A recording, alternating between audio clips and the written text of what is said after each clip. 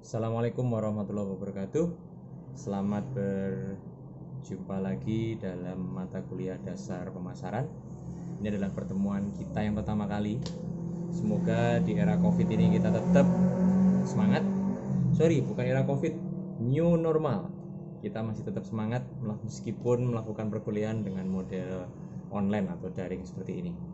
Oke, sebagai mata kuliah pembuka di dasar-dasar pemasaran ini, tentunya ketika Anda mengklik dasar-dasar pemasaran menjadi salah satu mata kuliah yang Anda pilih di semester ini, setidaknya, idealnya, harusnya ada gambaran bahwa saya akan belajar apa ya tentang dasar-dasar pemasaran ini.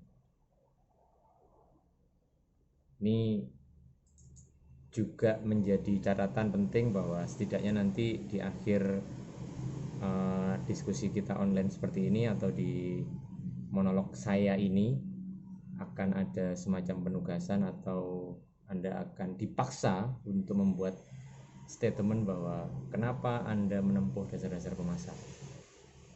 Oke,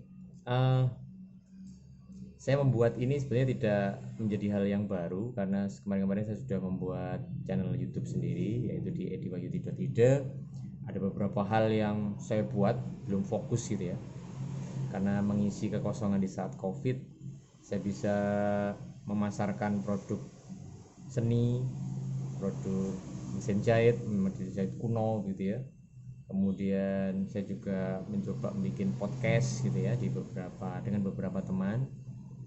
Nah, ini saatnya memang waktunya pembelajaran dengan model daring seperti ini. Sekalian saja saya bikin semacam konten YouTube yang isinya adalah materi pembelajaran, namun secara substantif saya bisa membuat tema yang lebih umum, yang lebih luas, yang bisa kita diskusikan meskipun mungkin ada pemerhati atau pemirsa yang tidak tergabung dalam kelas-kelas itu.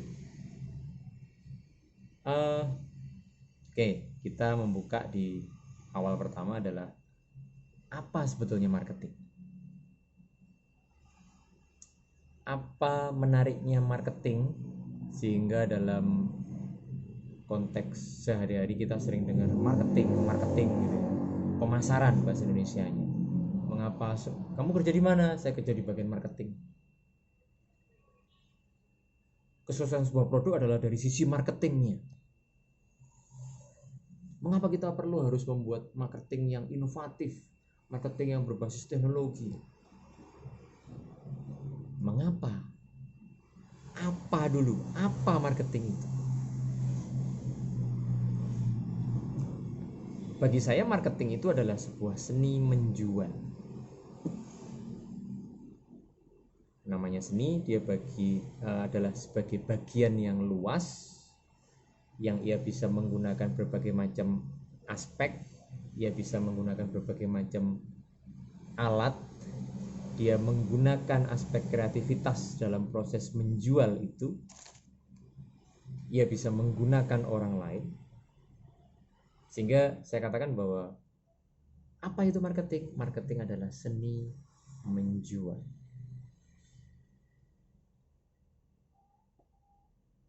Apa yang dia jual? Secara mudah kita bisa mengatakan bahwa konsep produk itu bisa dibagi menjadi dua hal. Yang pertama adalah produk barang, yang kedua adalah produk jasa. Ada goods and services, bahasa Inggrisnya begitu. Mengapa dibedakan seperti itu? Karena mereka memiliki karakteristik yang berbeda-beda. Satu contoh, Pocari Sweat misalkan, ini adalah produk, kita bisa memegangnya, produk barang maksud saya.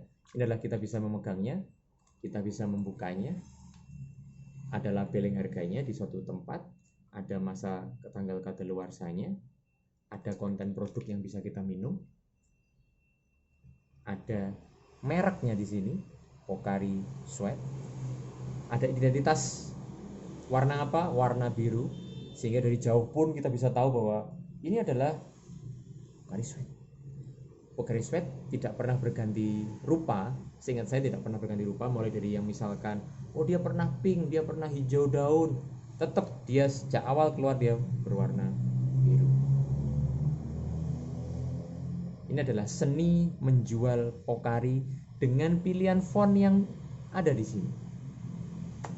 Mengapa dia tidak pakai huruf Arab? Mengapa tidak pakai huruf Wonocoroko? Kenapa dia tidak menggunakan font, pilihan font yang misalkan Times New Roman atau Kids? Mengapa dia cenderung menggunakan warna atau pilihan font yang simple seperti ini dengan logo seperti Coca-Cola tapi tidak sampai? Ini produk barang, seni menjual. Bagaimana seni menjual produk barang berbeda dengan kita menjual produk jasa. Lingkup jasa seperti apa sih? Sesuatu yang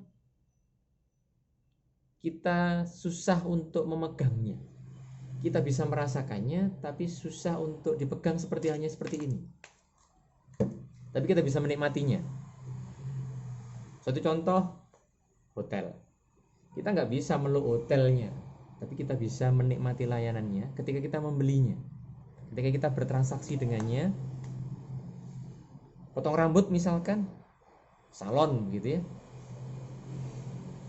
Kita datang karena kita memberikan, karena kita punya ekspektasi bahwa ketika saya masuk ke salon ini, ke tukang potong rambut ini, maka saya akan bisa menikmati layanannya, yaitu dipotong dan membuat saya menjadi lebih rapi, lebih keren dan seterusnya.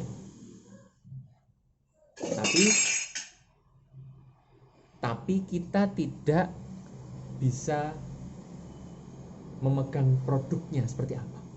Bisa dipahami ya?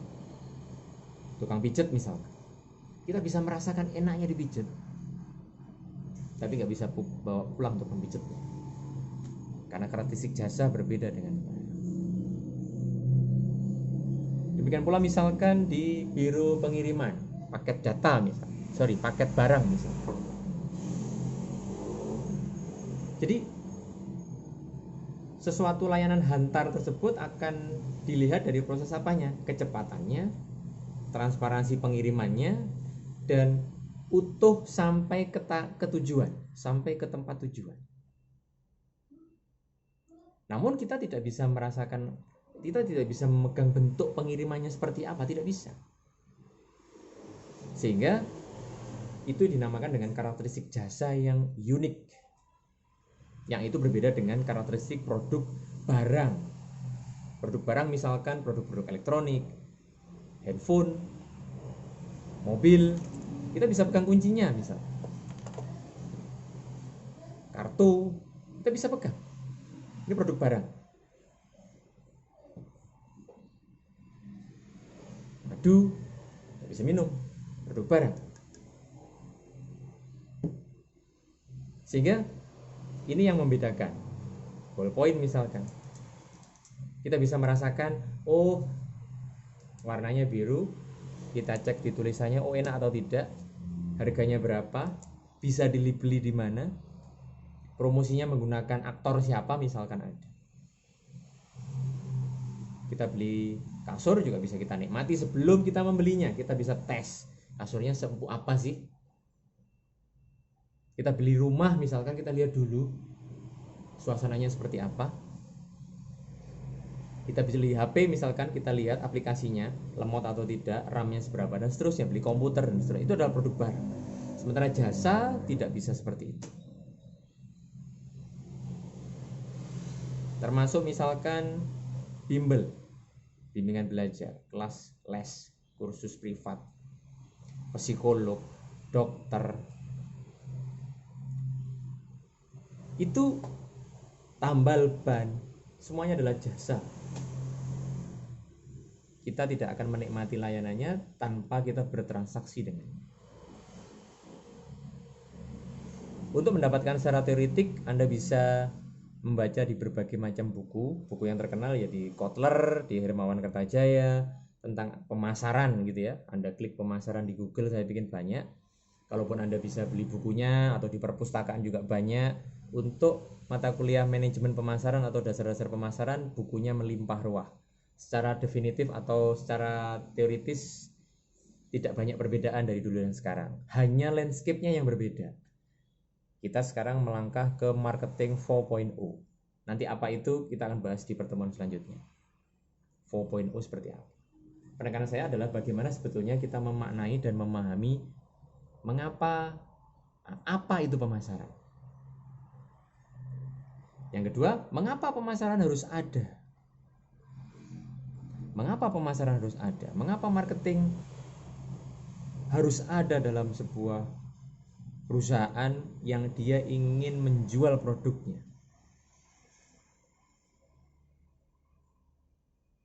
Pertama, bentuk produk harus diinformingkan kepada masyarakat, harus diinformasikan kepada masyarakat agar masyarakat tahu. Pertama, fungsi informatif. Yang kedua adalah bagaimana seni tadi menjualnya supaya masyarakat tertarik. Bagaimana menarik masyarakat. Dalam konteks pemasaran ada dua hal yang perlu Anda perhatikan. Yang pertama adalah konsep needs dan konsep wants. Konsep need yang berarti membutuhkan, konsep want berarti menginginkan.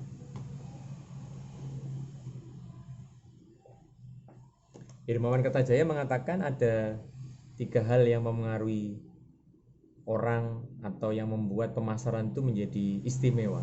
Yang pertama adalah netizen, yang kedua adalah youth, yang ketiga adalah woman.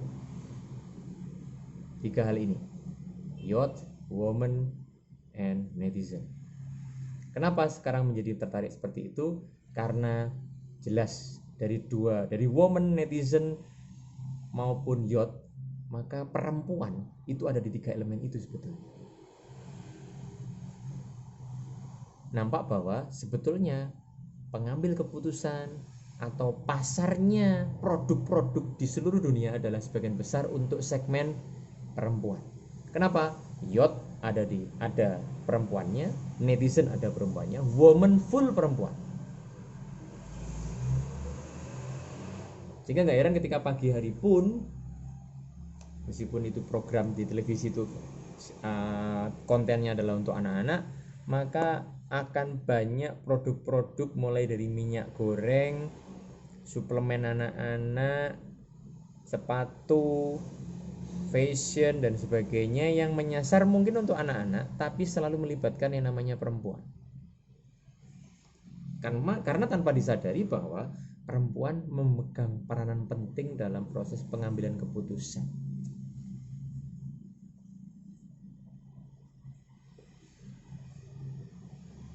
Sebagian besar mungkin kalau di Indonesia para pekerja kita adalah laki-laki, tapi yang pegang duit adalah istri mereka.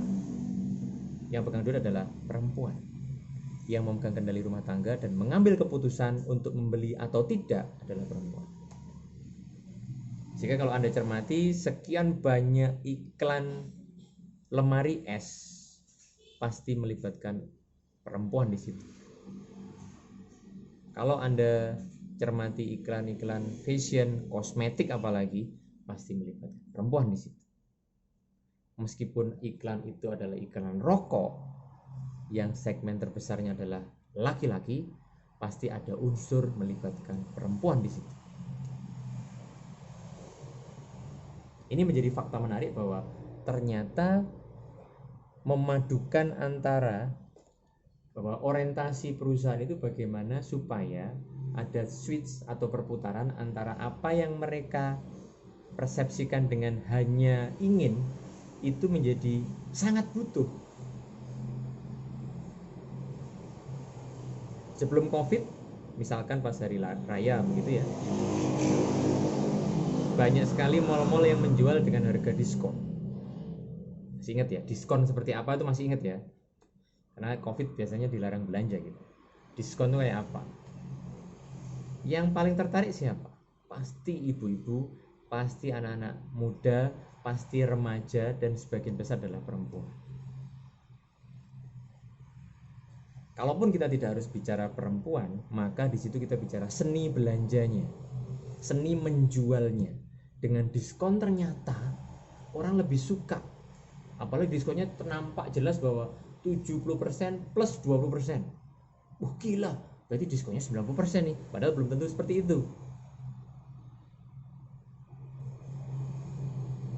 Namun membuat orang menoleh saja itu sudah keberhasilan dalam dunia pemasaran. Membuat orang menghentikan langkah untuk sekedar mengenal produk yang kita tawarkan, misalkan ada sales yang menjual, itu sebuah keberhasilan. Membuat orang memberikan informasi tentang data kita untuk bisa kita kunjungi ataukah kita marketing broadcast melalui WhatsApp misalkan, itu sudah keberhasilan tersendiri. Apalagi sampai kemudian memutuskan untuk membeli.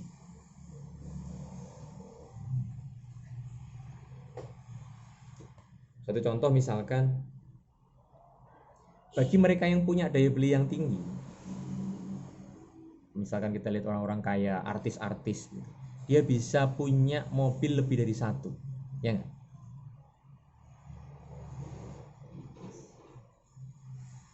Bahkan banyak yang mengkoleksi mobil-mobil mewah yang hanya dikoleksi saja dan belum tentu keluar ke jalan raya 1 bulan sekali, belum tentu. Kalaupun artis, mungkin dia akan ada kenikmatan tersendiri yang mungkin kita sulit menjangkau. Mungkin di keluarga kita atau di tetangga-tetangga kita, mereka yang punya mobil lebih dari satu. Alasannya bisa macam-macam. Ini untuk antara anak-anak sekolah, ini untuk saya bekerja, ini untuk kalau saya hobi naik gunung, ini untuk istri saya, ini untuk anak-anak saya. Padahal secara fungsional, atau kalau kita mau men-schedule ulang tentang kebutuhan dan fungsinya, mungkin satu saja cukup. Beli mobil yang tangguh, yang bagus, sesuai dengan kebutuhan banyak kepentingan tadi, bisa untuk naik gunung, bisa untuk bekerja, bisa untuk ngantar istri, dan seterusnya.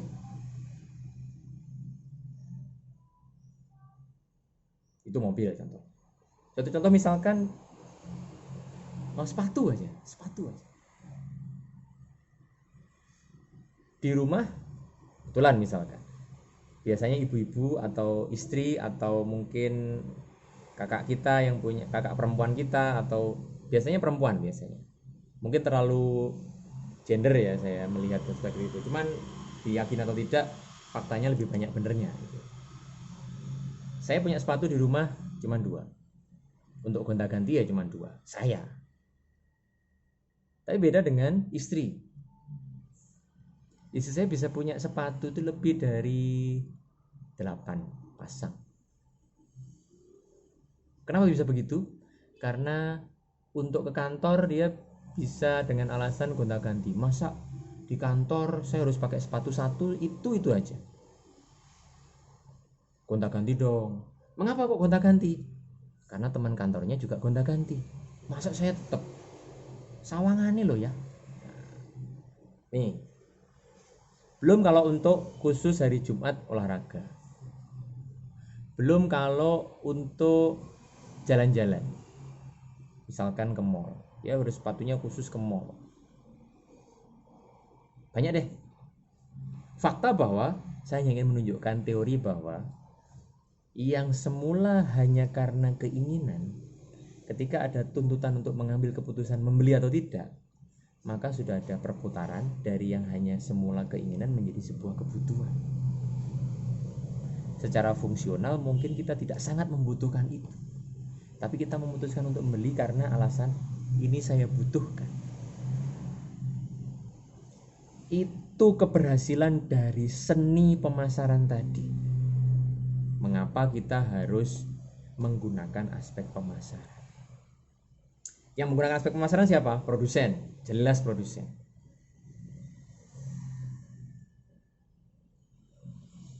Ini perlu Anda renungkan, perlu kita renungkan bersama-sama. Jika ada komen, bisa komen di bawah gitu ya. Mungkin bukan mahasiswa saya, atau kalau memang mahasiswa saya juga silakan Anda komen di bawah untuk mengatakan setuju atau tidak, atau Anda punya reasoning yang berbeda. Nih. Kemudian fakta menarik lain adalah bahwa dalam konteks sebuah produk, satu contoh misalkan produk barang seperti ini, maka di sini pasti mengandung, oh ya saya lupa menjelaskan, konsep pemasaran itu ada 4P ya, yaitu produk, price, promotion, dan place. 4 dimensi ini yang sejak dulu tahun 60-an sudah ada, bahkan mungkin lebih dari sebelum itu sudah ada. Jadi kita memutuskan untuk membeli produk ini versi konsumen tentunya, maka kita membeli keseluruhan dari 4P itu kan. Kita membeli produknya, termasuk setuju dengan harga yang ditawarkan, termasuk juga kita mengenalnya dan kita yakin karena kita sudah dikenalkan dengan produk ini terlebih dahulu, dengan marketing terlebih dahulu, maka di situ ada promosi karena sudah dikenalkan dan kita tahu di mana membelinya, ada place di situ. Sementara untuk kasus jasa, produk jasa lebih dari sekedar 4P. Ada tambahan yaitu dengan 3P. Apa 3P-nya yang tambahannya itu? Proses, physical evidence, dan personality atau personal. Mengapa ada tambahan 3 seperti itu? Karena tidak cukup hanya dengan 4P. Tapi harus apa? Suatu contoh, Anda potong rambut, kemudian pasti akan ada proses komunikasi di situ. Ada proses komunikasi. Mau dipotong seperti apa, Pak? Dipotong seperti apa, Bu? Ibu mau keramas atau ada proses komunikasi dan itu personal. Tapi seandainya misalkan kemudian tukang potong rambutnya mengatakan dengan ketus, ngapain lu kemari? Ngapain lu potong di sini? Itu personal loh ya. Tapi bisa nggak? Mungkin nggak terjadi, mungkin tidak. Tapi bisa juga dilakukan. Misalkan tidak harus se-ekstrim tadi misalkan, tapi tukang potong rambutnya sakit gigi. Coba mau potong apa ini? Ayo cepet-cepet nih, gigi saya sakit. Atau dia punya masalah dengan keluarganya sehingga dia potongnya nggak tanpa basa-basi, langsung dal, kemudian, loh mas saya pengennya rambutnya kayak gini. Waduh, sorry pak, sudah terlanjur nih. Itu personal. Itu proses yang harus dilakukan dalam konteks jasa seperti itu. Bagaimana kita melayani customer atau pelanggan. Bukti langsungnya adalah sesudah kita merasakan jasa seperti itu, atau pada saat kita merasakan jasa seperti itu. Misalkan suasananya seperti apa, kenyamanannya seperti apa, hasil finishingnya seperti apa, itu bagian dari sebuah proses dan bukti langsung. Seperti yang saya jelaskan di awal tadi, kalau itu terkait dengan pengiriman barang misalkan, proses sejak awal meyakinkan nggak? Didata dengan bagus, kecepatan layanannya bagaimana, nanti bisa di tracking atau tidak, sesuai janji nggak, sehari ya sehari, 2 hari ya 2 hari, diterima oleh siapa, semuanya bisa dirunut, dan itu membuat orang menjadi yakin. Itu jasa, itu melibatkan tidak hanya cukup 4P, produk, price, promotion, dan place, tapi juga 3P tambahannya, yaitu apa? Personal, proses, dan physical evidence. Itu sangat menentukan.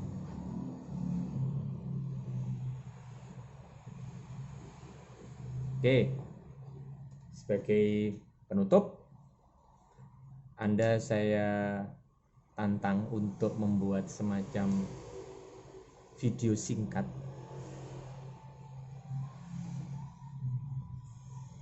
seberapa penting menurut Anda pemasaran itu bagi perusahaan, dan bagaimana sekarang image marketing versi customer dalam persepsi Anda. Jadi ketika Anda melihat iklan, melihat promosi, itu versi kalian seperti apa? Apakah Anda juga memang tertarik dengan aspek pemasaran, ataukah Anda menganggap bahwa marketing is bullshit misalkan? Ada bukunya loh ya, dari Ibu Santoso kalau nggak salah. Anda buat itu dalam durasi nggak lebih dari 5 menit, kurang dari itu juga tidak apa-apa, 2 menit juga nggak apa-apa. Yang penting membuat kita menjadi terbiasa dengan proses online seperti ini.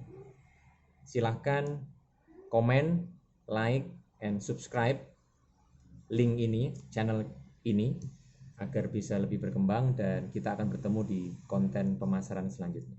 Terima kasih. Assalamualaikum warahmatullahi wabarakatuh.